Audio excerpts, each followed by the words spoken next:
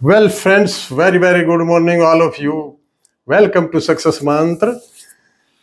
पिछले वीडियो में हमने सेक्शन 6 उसका क्लोज 1 किया था और उसमें मैं बताया था कि कोपार्सनरी प्रॉपर्टी कैसे डिवॉल्व होगी।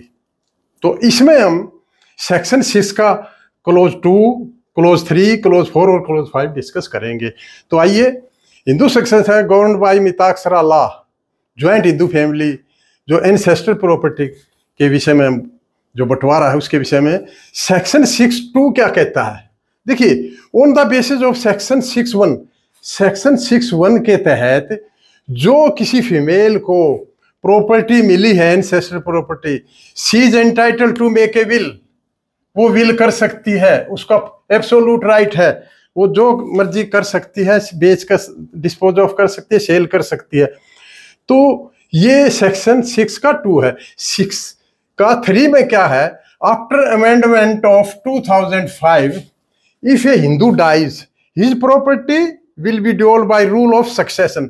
अब रूल ऑफ सक्सेशन लागू होगा, rule of survivorship has been abrogated, बिल्कुल वो खत्म हो चुका है, अब सर्वाइवरशिप नहीं चलेगा। ये सर्वाइवरशिप क्या है, ये डॉक्ट्राइन ऑफ सर्वाइवरशिप, ये नेक्स्ट एक वीडियो में डिस्कस करेंगे।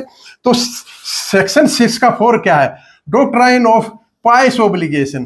पहले क्या था, इससे पहले अमेंडमेंट 2000 पहले क्या था कि कोई भी पिता, दादा, परदादा की अगर कोई लाइबिलिटी है तो उनके पुत्र, पोतियों, उनको आने वाली संतानों को अदा करनी पड़ती थी, क्योंकि एक पाइस का एक पवित्र दायित्व माना जाता था कि किसी का कर्ज है वो नहीं रखना है। और हिंदू धर्म में ग्रंथों में तो ये है, इसको पाप और अपराध माना गया है।